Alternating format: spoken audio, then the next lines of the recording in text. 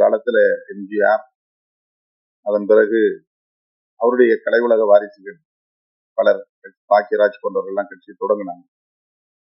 சிவாஜி கணேசன் அவர்களும் கட்சியை தொடங்கினார்.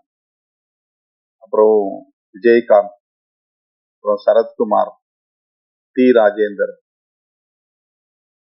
இப்படி பல பேர் திரைத்துறையில தீவிரமான ஈடுபாடு உள்ளவர்கள் கட்சி தொடங்கினார். கலைஞரும் திரைத்துறையில் ஈடுபாடு உள்ளவர் தான். இன்றைய முதல்வரும் திரைப்படத்தில் ஓரிரு படங்களில் நடித்தவர் தான். ஜெயலலிதா அம்மையார் திரைத்துறையில் இருந்து வந்தவர் தான். இப்போ விஜய் வரையிலும் தமிழக அரசியலில் திரை உலகம் எந்த அளவுக்கு ஈடுபாடு கொண்டிருக்கிறது அல்லது தாக்கத்தை ஏற்படுத்தி வருகிறது, அந்த கவர்ச்சி இன்னும், திரை கவர்ச்சி இன்னும் குறைந்தபாடில்லை என்கிற ஒரு நிலையை நாம் பார்க்கிறோம்.